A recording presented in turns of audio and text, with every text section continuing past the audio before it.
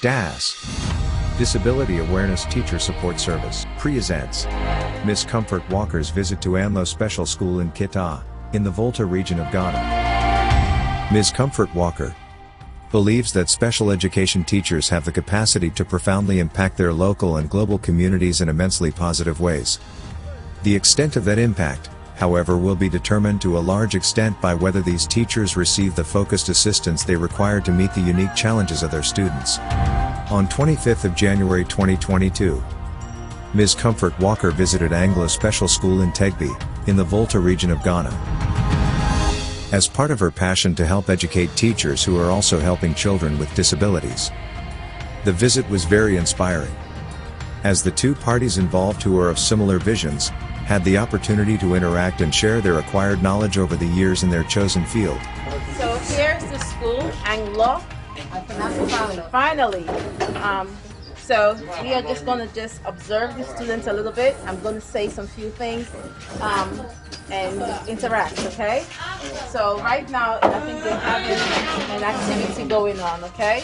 And there are only 4 students and 2 assistants right now working with our students, right? The visit comprised both interactive and educative sessions involving not only the 2 founders but the management, thus, teachers as well as pupils of the Anlo Special School. Fine. You can understand me? Good. 17 years old.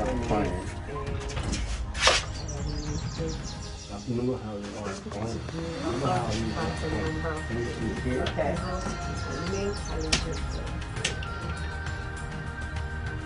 Word done them on several times. Okay.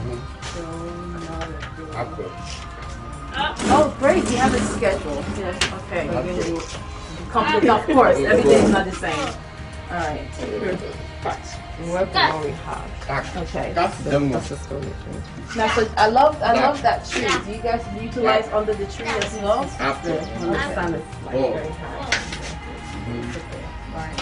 So basically, she's using her porch right now as the school, and she's hoping finally to get a building so that the students will have a place to go to. The disability awareness community as well will have a place to, what do you guys call them? The disability council or the disability association. They don't have anywhere to hang out, so she's actually going to have her school open up to that community to do meetings and things like that. The founder of the center, Ms. Salah, had the opportunity to learn some basic principles and approaches for effective teaching and learning, coached by Ms. Walker, who is also a teacher to students living with disabilities.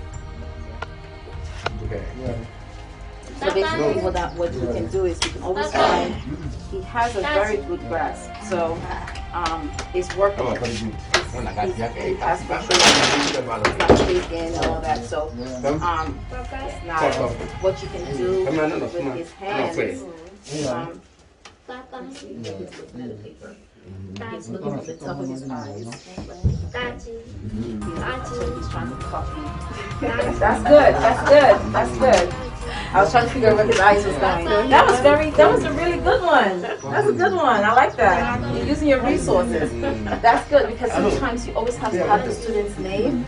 You know, they may not remember how to spell, but it's fine that you have it on the bottle, so it's easy reference. And you use the skills. Good.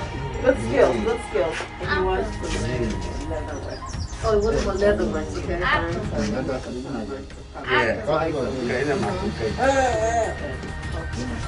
Well, leatherwork like shoes and stuff like that. And that's definitely hand roll skills. Needles, threading. That's something that he has to use with his hands, but he has good hand control. Do this? Do this? No.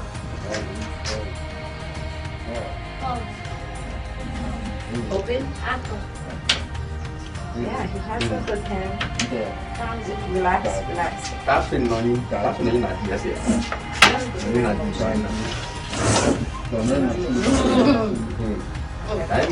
can definitely work on that skill, because you don't want him to lose that. Because if you want to learn a trade,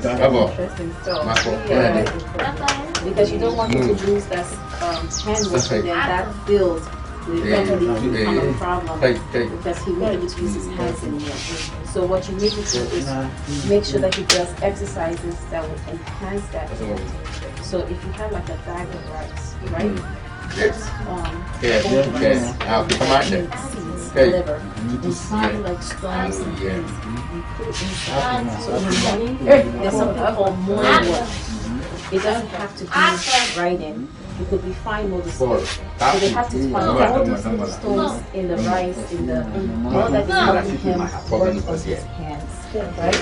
So and put some things, some small stones and templates in a round container, right? Or you can find sand and put things inside and let him dig for it. It all helps with his hand. You can kind of use that motor skills, okay? Okay. And who's this? Kabla can write good too. Okay, that's his handwriting. That's him. That's you. And this is him. No, all of it's supposed to be picture of where to fill in. So his here is his writing. The teacher still? So he just points. Okay. Do that spaces left, so you have to pick the alphabets that completes the word. Oh, so he has to do, so he's just picking it and the teacher will write it. No, He writes it himself. So this is SN and then he has to find the U and he writes the U. And he can write it himself. Okay. Alright. That's good. That's good. That's good. That's so this is more visual learning. Now there's three kind of learning. There's visual, auditory, and tactile learning, right? Tactile learning is if you have the letter, let's say he has this, right? If you put these letters in the shape of this over here, or you cut out cards and put the letters yourself, then what he does is when you have the sun, it's good to fill it in, but also it's good for him to form the letters himself. So if you have, 1 second, sweetheart. So he can now say sun, right? So that's tactile. Picking. Also let him find it with the letters. So now you're doing two things: writing, tactile, visual, and he's processing. He has to go through all of these to make this. So you've already told him to find the U, spell sun. Now use all these letters in front of you and pick out the letter to spell sun. So that would help him express that as well, right? So that he's not bored with just writing this. He has other things. Or you can say, all these things you have, let's go write it on the sand. Give him to get up, go somewhere, and make that same motion, right? Or you can even say, oh, find stones and spell the word. Or cut up leaves and use the leaves to spell the words. Reinforcement. Alright. So don't always think paper and pen because you want to change the environment, the things, right? Okay, so even with him, he's learning the alphabet, right? He's learning information. He's Kafui. Hi, Kafui. How are you? You're fine. You're looking for the letters? The one I said is Okay.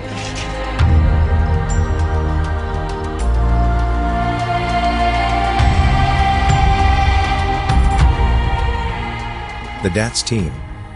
We're taking on a tour to see some extracurricular activities the students embark on, such as animal farming, which they had in their possession, some rabbits they rear at the backyard of the school. They had also nursed some plants and other plants in the quest to make teaching and learning interesting.